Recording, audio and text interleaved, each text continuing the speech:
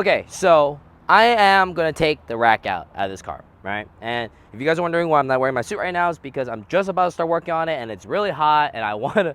And the second I wear that suit, it's like an oven. When it instantly become like water, it sweats so much. So I'm gonna just enjoy the cool breeze as long as I can. These are the times where the suit was like, man, like the red suit's such an identifier. I'm like, oh man, the sacrifice I need to make to do the thing of like my character. It's not really a character, but like like I guess my work outfit, I guess you could say. So another thing too, I've been drinking a lot of I'm not gonna name the brand, but this energy drink, and it says Cosmic Vibe, which the only reason why I bought it is because of Cosmic Drift. Hey everyone, look, it is Astro Man.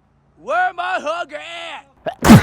Sorry. The reason why I wanted to say something before I do like my whole thing, because it's just a rack, it's nothing special, but I wanted to point out one specific thing that I realized a while back and I'm so geeked out about, which another thing about this chassis, I'm so happy I picked this chassis. If the chassis keeps just giving. So this might be a little awkward to see, so I'm gonna try to like bend like this. Okay, so first thing is the rack being in the front is really nice. It's 2 bolts. It's so easy to just like take this rack out. I mean, when I was like, the only issue is like obviously this little nut right here, but I mean, there's like a break off piece right there, so you could just, as long as you have a rack that has that, blah, blah, blah. Anyways, there's a lot of serviceability here. Even when I was at the junkyard, like, you could easily take this rack out. Unlike the S chassis, where the rack was like kind of like underneath the oil pan, so you had to, especially as an RB swap, you have to kind of like, it's kind of hard to get away with it sometimes, depending on like what motor mounts you use, but you can get it out, but it's kind of a hassle. There's no hassle at all, which is another thing I love. The other thing I realized too, and this is what I'm going to talk about here, the RB, the exhaust side is right here. On the old 240s, the actual inlet and outlets of the rack was right here, and then the power steering pump was right here, which is great for convenience. Like you go to the reservoir, rack, reservoir, back to the pump, back there. The issue is you're prematurely making everything hot, like extra hot, because the power steering gets hot by itself, especially in drifting, which why a lot of people use oil coolers and stuff like that. But then I was thinking to myself, oh, like, I wonder where the inlets and outlets are. They're on the bottom right here, and that's a big deal. The reason why is because, so I've decided in my mind, and a lot of people already done this with S chassis stuff, I'm gonna go electric pump driven power steering. So I'm still gonna have a hydraulic rack, but a lot of people get like those Volvo pumps. The original setup was to use an MR2 pump because they're small and compact, but the problem is that they're so rare and so expensive. So the Volvo, it's a little bit bigger, but they're more mass produced and they're much more available, at least back 10 years ago. So I don't know if they're like overly priced now and they're in the same MR2 situation. I'm going to find out soon. But what I'm going to do is, it's really popular in S chassis, but the problem is that because of how hunky that thing is, a lot of people put it in the back. That's like the only other space to do. And that's a long line to travel all the way back there. If you get away from the front, people put it in the front because less lines, less travel, like boom, good to go, less fluids. But with this being inlets, outlets on the bottom here. So the first advantage is it's facing away from the exhaust. The oil pan sits, I swear to God, sits like right here, because of how like big this chassis is and how deep the subframe like lays down. I'm already away from the heat, right? Because the exhaust is still gonna come down this way. The only thing I hope is that this is not gonna be an issue. But actually, no, it won't be an issue because we're doing a hood exit. So yeah, this is never gonna be an issue. Right away, I'm already winning right now, right? Because the heat is super away from the exhaust. The other advantage is that so my plan is to take that Volvo electric pump and put it right here. I mean, look how tall it is. This thing is huge. Whenever it was here, it was massive. We're gonna put the pump right here, which is gonna sit so well. And the best part is, all we just gotta do is just zoop, that's it. And I wanna put a cooler, I could put it aligned, so like we could put like, let's say the feed line goes to this way, the outlet goes out this way, we put a fat cooler, and we just, oh my God, that alone is such a big advantage. Like huge. For one, I'm eliminating another drive on the actual cranks. When we're mid drifting, sometimes when you're full lock and you're slowing down and you're trying to counter steer, do whatever, you only can do so much because the vehicle's slowing down, so lower RPMs, and you're just not getting as much spin in the pump to circulate that fluid to help you fluently turn that wheel. I've experienced what's that called? It's like I forget, it's like a specific word, but I felt like a lot of the power steering binding. There you go. The binding situation with the 350Z drift car when it was like stupid hot. Like we were boiling that power steering fluid. And that's just because me just running it for hours without doing a cooling lap or anything. So pretty much even when the car's off, as long as I have the pump drive on, like let's say like I had an engine failure, you know, you don't have to struggle to move the steering wheel because the pump drive is on its own, and so you can freely move it. It's like electric steering in a way where it's the convenience of it being separate from the actual motor. I'm geeked out about that. That is so awesome, right? And the best part is it's so serviceable too. I mean, yes, the S chassis is serviceable technically, but like you got the tie rods in the way. It's hard to put a wrench. This thing's just fat. So the only thing I need to do is to find first of all, what thread pitch this is, and then find the correct, like an AM bitting or a nipple or whatever, and then just boom, do that. That's it. This is just another reason why I'm loving this chassis more and more. Oh my god, like that is so awesome. Like that is so awesome, dude. I don't think this rack. Okay, I think Nick told me this rack is kind of blown. Which I mean, I was gonna change it out anyways because I would not trust if I'm already changing out like arms and hubs, might as well change the rack. I actually also got an actual the steering shaft for the car from the junkyard, and that thing there's so many linkages for some reason on the Charger going to the steering wheel all the way down to the rack. You'll see it, but I don't know if it's because it's like to make it flexible. I'm assuming it's because it's to articulate it as in a weird angle, right? Because you're putting a V6 in here and a V8. The problem is you don't want like the steering shaft component to have so many joints, because that's like another like wear and tear part. God forbid you doing a full lock on a drift and then one of those things starts to bind and snap off, and next you know you're spinning out of control. I wonder if they make a solid piece shaft. I don't know if that's possible, but we'll come to that when we do. It's just one of those things. It's like I need to think about it. I need to probably create a solution for it because I can already see the problems with it. Like the 240 the S14 has like maybe like one joint. I think S13 has two, I think, or one of the. This has like 6 or 5 or something like that. It's got so many. I mean, look how nasty this had a 6.1, right? The one like, because it's a first gen SRT, and just look at all that oil, man. Look at all that oil, just like ugh. So yeah, I think Nick told me this thing was blown and the rack needs to be changed out. So I'm gonna take it apart. It's gonna be like literally so easy. It's literally 2 bolts. It's literally 2 bolts. Like boop, boop, rack falls.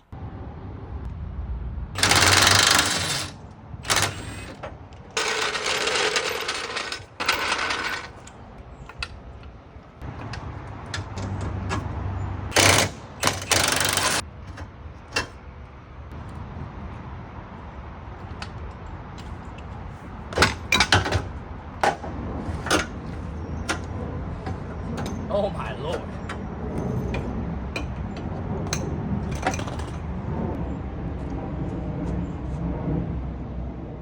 This is the new rack, and they come centered. So all you really gotta do is just install the tie rods and just kind of like match them up. As long as you're not moving the rack, it's fine. I always somehow move the rack all the time. I mean, I learned how to, center it by, from the S chassis. Also, was originally ordering all this stuff, I totally forgot new racks come with new tie rod end. Ready to go. Makes things simpler. Which makes sense, because like, why would you want to throw the boot on and it just becomes like a whole hassle. This was like a... That's why I can't have nice things or something like that. I always... Oh my god. Let's just clean all that up, and that's gonna be sticky in about 10 minutes. So okay, I have a solution. I have like this nasty water I had. Just, you know what? Here, let me just take all the products out and just wipe this thing off. Ugh, annoying.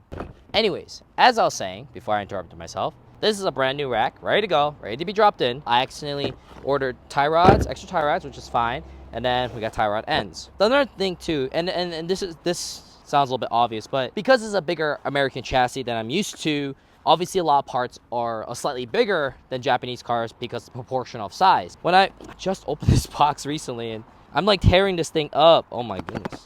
Come out, please. Holy cow. I am struggling with boxes today. There you go.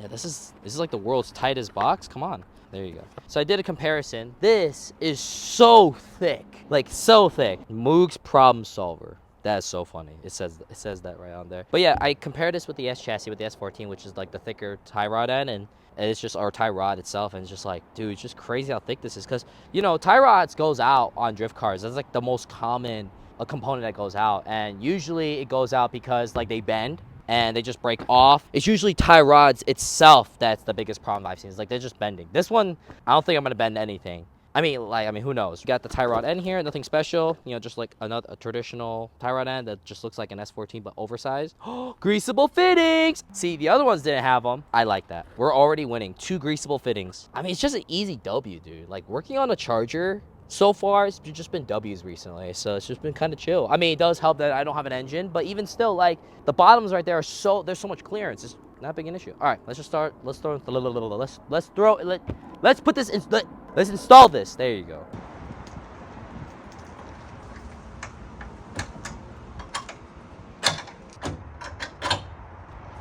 Oh.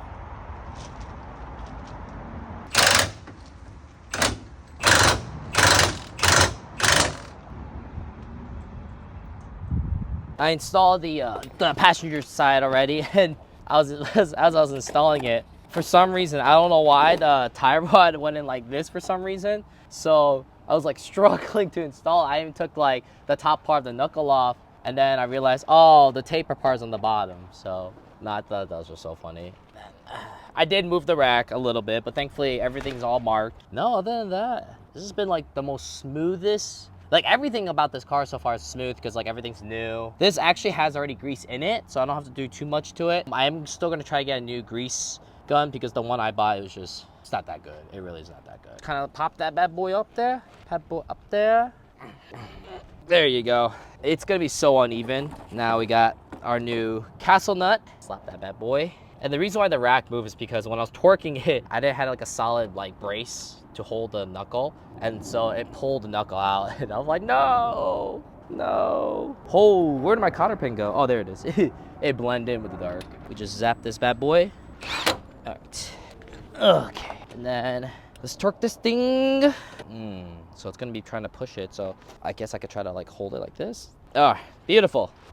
We just turn it just a little bit more because the castle nut's like, it's not fully seated where the hole is. That should be enough. I'm gonna have to redo that. And we got our cotter pin here. Oh, and then our greasable ball joint. We can't, the nipple for it. Don't forget about that. Slap that bad boy in. Where's my tool? Okay, grab this bad boy. I'm just doing whatever just to get the cotter pin in there. Cool, done. And then this little ball joint, I have to actually take my, the greasable fitting. I need to take my glove off because it is so hard with the thick gloves. And we just slide that bad boy. And then I think the last thing we just need to do is torque down the bolts for the rack, and then that's it. Rack's installed. Beautiful. Yep, don't want to go too crazy. All right, cool. And then let's just torque down the rack. I got my little cheat sheet here, and it's 70 foot-pounds, which is like pretty nothing. 70 foot-pounds. Trying to get my gloves back on. 60, 70. I think I could torque it without the, forgot. Too big of a size. 18, where's my... I need to get an 18, like, 1/4 inch for sure, because this adapter thing is getting a little bit annoying now. Oh no, please. Oh, it's turning, hold on. All right, I think I know what I need to do. Was it a, it was a 15, right? Yeah, it was a 15. 17. Where's my 15 at? Excuse me. It's like every time they just disappear on me. Okay, so we'll just do it like this. Okay, hold that bad boy here. Oh yeah, it was like loose. Oh. I think I need to get a new torque wrench for like the small one. It's starting to not be too happy. Okay, and then same thing for this side. And we're done! We're done. All right. Wow, that was, honestly, that was so easy. That was just like a piece of cake. So now, I think the next thing I need to do for the rack, I'll do like start searching up what fittings those things take. I've been kind of interested, and then from there, you know, we'll start searching for a Volvo. Maybe we could go to a junkyard. That'd be kind of cool. Like, I need to look up exactly what vehicle came out of again, but yeah, maybe we could go to another junkyard episode. I think that'd be kind of cool. Because the last one, I didn't really film that much, so it's like kind of lackluster. Like, look at the front suspension, man. It's like practically all new parts. Just kind of a heads up. I don't know. I think I'm gonna upload this before I'm gonna upload the struts. But the struts, I was gonna put them on yesterday, but unfortunately the top cup, the actual strut where it bolts up to, it broke off, and then it just keeps spinning. I was like, you know what? Car Parts actually sell the brand new cup for like $30. So they should be coming. Today's Monday. Should be coming in tomorrow. So I'm gonna install that tomorrow. But yeah, got this done. I think we still got plenty of the day left, so I'm gonna go back to work. But for now. Hey, dude, this was so easy, man. So easy.